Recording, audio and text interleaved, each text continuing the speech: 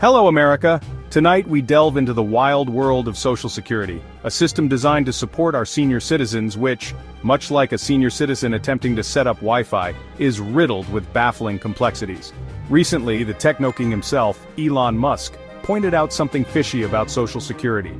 He claims there are over 20 million people over 100 years old in the system. Now, we all know Elon loves a good tweet storm, but this one might actually expose a real problem. Musk's claim isn't entirely out of left field. It shines a light on something many folks don't realize. Keeping track of who's alive and who's shuffled off this mortal coil is surprisingly difficult. Think about it, death records aren't exactly known for their real-time updates. Plus, with a system as massive as Social Security, a few glitches are bound to slip through the cracks.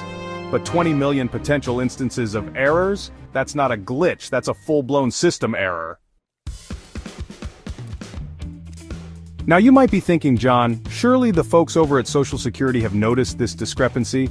Well, buckle up because it gets even more ridiculous. It turns out, they kinda have. Back in 2015, a government audit found 6.5 million people over 112 years old in the Social Security database.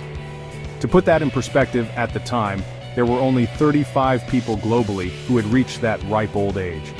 Fast forward to 2023, another audit reveals a whopping 18.9 million people over 100 years old, and get this, most of them weren't even receiving benefits.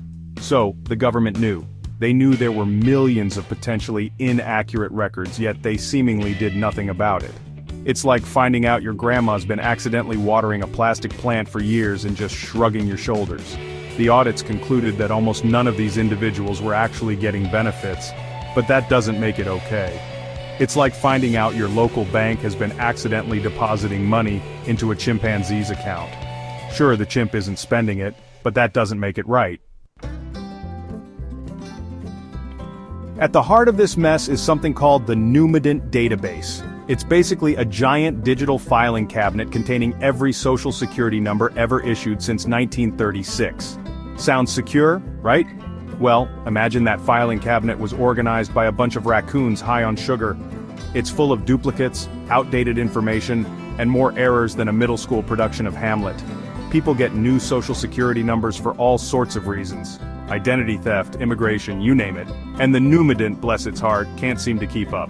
This wouldn't be such a big deal if the Numident was just a historical record. But it's not. This flawed database is used to verify identities, track earnings, and even determine eligibility for benefits. It's like trying to bake a cake using a recipe written on a napkin that's been through the wash a few times.